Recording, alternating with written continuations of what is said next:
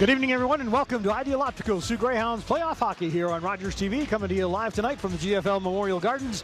Anthony, the Greyhounds and the Windsor Spitfires Game 3 tonight. I guess pivotal is a good way to describe what the Greyhounds need to do here tonight as far as winning this game. They're down 2-0, and the first two games in Windsor were not pretty.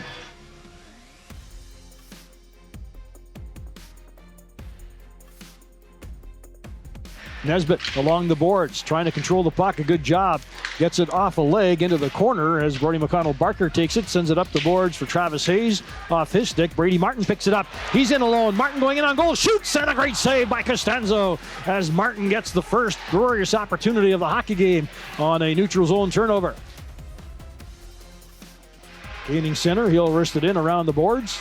Into the corner it goes, picked up by Andrew Robinson. He'll clear it off the boards. And here come the Spits, a quick break. Lead pass for Nesbitt, in on alone. Nesbitt goes to the backhand, forehand shot, save made by Lalonde.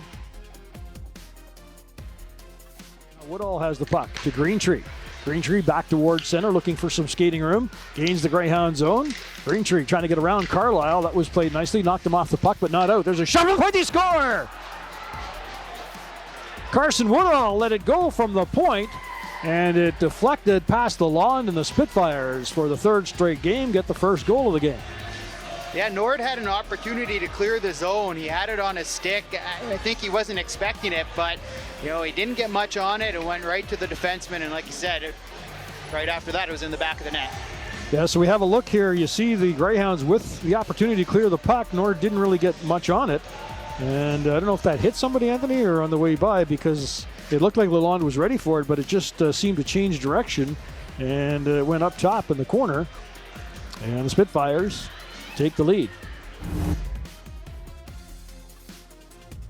Welcome back inside the GFL Memorial Gardens here in Sault Ste. Marie, Ontario. It's 1-0 for the Windsor Spitfires over the Soo Greyhounds here in Game 3 of this Western Conference quarterfinal series. I'm here with Ilya Protas, and Ilya, obviously a better start for the Greyhounds tonight than what we saw in games 1 and 2. Just talk about how tight it is out there. The Greyhounds seem to have come out with a little bit more push.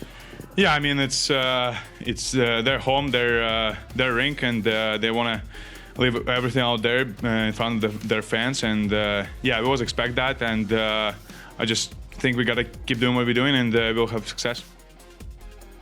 Battling with Woodall, the puck comes loose. Spitfires get it and tried to clear it out. Fanned on the first time, and then they do get it out as Games gets knocked down by Vader right in front of the Greyhound bench. Spitfires wanted a penalty there, won't get one. Here's Kluche with a chance to Martin, back to Kluche, and scores!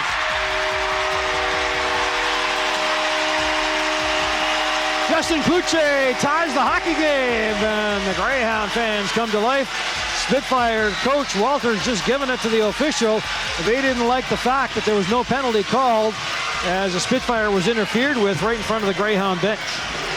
Yeah, they may have a case. Yeah, there's the hit right from behind. Yeah, Vader. As Gaines was down there, and Vader hit him, but credit to the Greyhounds, they didn't quit on that play, and they went into the offensive zone, and a couple nice passes back and forth to get Costanzo moving side to side, and no mistake there by Kluche to finish that play off. Yeah, so Kluche gets his first goal of the series. Spitfires don't like that, as they felt there should have been a penalty. But it's a tie hockey game here as the Greyhounds started slowly but are rewarded. Greyhounds still can't change everybody though. Here's a 3-on-2 now. Davis into the slot, fires a shot. Great save by Lalonde as he gets the glove out and covers up. And wow, the Greyhounds were scrambling there. That all started by a weak play from Jordan Chiron. He had the puck on his stick. He didn't put any effort behind the clearing attempt, and Windsor kept it in. And then 45 seconds of pressure. A bad line change by the Greyhounds because they were dog-tired, and then Lalonde bailed them out. But those are the little plays, we talked about it earlier, that you got to make in the playoffs. You can't be making that type of mistake. Welcome back inside the GFL Memorial Gardens here in Sault Ste. Marie, Ontario. It's 1-1 through 40 minutes of play between the Windsor Spitfires and the Soo Greyhounds. Windsor leads the best-of-7 series 2-0. Greyhounds looking to get back into it tonight. And I'm here with Marco Mignosa of the Greyhounds. And through the first 40 minutes, obviously a lot better than games 1 and 2. Yeah, 100%. They were pretty tough games, game 1 and 2. We weren't playing at all, to be honest with you. And yeah, we seem to bounce back here in the home crowd. Just talk about what's been the key to the success tonight. It really seems like you're limiting their chances. And then when they had some chances, Nolan Lalonde's been fantastic. Yeah, he's been great tonight. So we're just trying to limit their chances, like you said, and even at their blue line, not making turnovers, because they're a transition team. So we're trying to keep them to a slow pace, and we're just trying to play our game here and get pucks in it. Now 20 minutes left in this game. What are you guys going to have to do to get another special moment here tonight? Just stick to our game. Forecheck, like I said before, it's our bread and butter. We just got to stay to that. Limit chances against because they're dangerous, like I said, and just keep things simple, and I think we'll be fine. And from the draw, Andrew gets it back to the point to McConnell Barker. Looking around, McConnell Barker, top of the circle for Hayes, to the side of the net with it. Now back out to the blue line. Here's Hayes, middle of the circle, the shot, he scores! Travis Hayes with a wrister, and the Greyhounds lead for the first time, 2-1. Well, Kyle Raft has talked about Travis Hayes in that interview I did with him before tonight's game and how he turned things around in the second half of the season. He was expected to go in the third round of the NHL draft this coming June. That changed a little bit as the season progressed, but that's an NHL caliber shot that we just saw. Yeah, he let it go from the circle, and Spitfires just couldn't get rid of that puck, and Hayes makes them pay as there was traffic in front of Costanzo. And the Greyhounds with a 2-1 lead, 5 minutes in to this third period.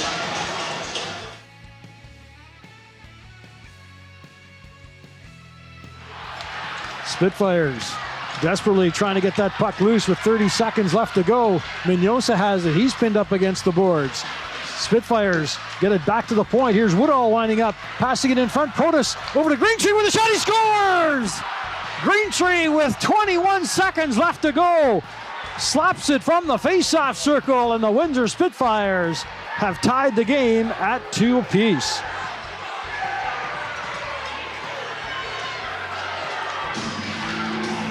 The play was along the boards. The puck came loose, and Greentree from the circle let a blast go. There you see Protas hesitating and drawing everybody towards him, and Greentree says thank you very much. As you see the traffic in front, and not much Nolan Lalonde can do there. So at the 19:39 mark of this third period of play, the Windsor Spitfires have tied the hockey game. Abraham moves in there, takes a cross check from Kluche. Abraham kicks the puck loose. Greyhounds get it. It's back out to the point. Here's Carlisle winding up with a shot, and that one is stopped by Costanzo. The rebound's underneath him, and he covers up. Oh, Costanzo saw that just in the nick of time as we get Andrew mixing it up behind the net. He's off to the left of Joey Costanzo, who's been outstanding in this overtime period. And from the draw, Woodall clears the puck out to center, knocked out of the air by Reed. He quickly finds Mignosa on the wing. Mignosa back out to the point. Carlisle with a shot, scores! Caden Carlisle wrists it from the point. And the Sioux Greyhounds defeat the Windsor Spitfires 3-2 in overtime. And Joey Costanzo, I think, wants them to look at it. He's signaling it was a high stick. But the Spitfires are complaining. But I'm not sure, Anthony, that this is going to get looked at. Well, they haven't left the bench. Yeah. So the Greyhounds are over there celebrating, but we'll see if we can take a look at it. The puck comes back to the point as Carlisle lets it go, and was it Brady Martin there? No, I think it's the interference. I think he was saying that somebody hit him with a stick. Okay, that's what he was complaining about then. So, no, good goal. They just signaled good goal, so this one's over, and the Sioux Greyhounds defeat the Windsor Spitfires by a score of 3-2 in overtime as Caden Carlisle lets it go from the point, and the Greyhounds are right back in this series. Windsor leads it 2-1. Yeah, you can't give the Greyhounds enough credit for the way they bounce back after games 1 and 2. Great performance here tonight, and full credit for the victory.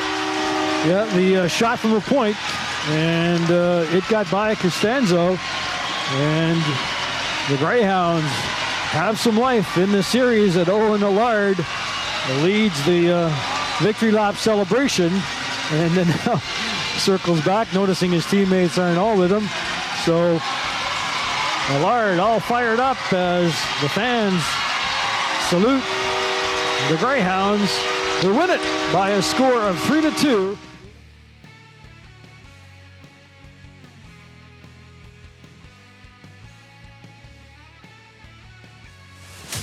With Caden Carlisle, and Caden, just talk about the emotion that went through your body when you saw that hit the back of the net. Yeah, great feeling. Yeah, I've never had an OT winner, so that was first for myself. Yeah, very cool feeling. Now, I don't know that there was many people that saw the scoreline after game 1 and 2 that thought, oh, the Greyhounds have a chance here in game 3.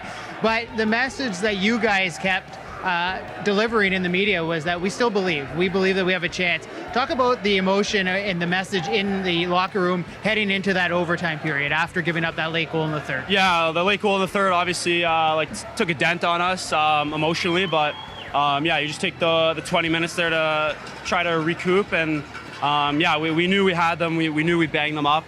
Like their guys are leaving the game. Yeah, we knew we just had to tire them out, and this was our game. Well, it certainly seemed like the physicality was a big part of the game plan tonight. Was that the message going in, to just try and wear them down and knock them off the puck as much as possible? Yeah, we think we can out-physical play these guys. We don't think they can play with us physicality-wise, and yeah, just we're wearing them down. They already have a bunch of guys injured, so we'll keep doing that. All right, quick turnaround before game 4 on Wednesday night. Just talk about what you guys have to do to prep for that. Yeah, get some rest for sure. These games are tiring, especially with the extra one there. But no, I just think hammer the nail with our systems, and yeah, just keep outworking them.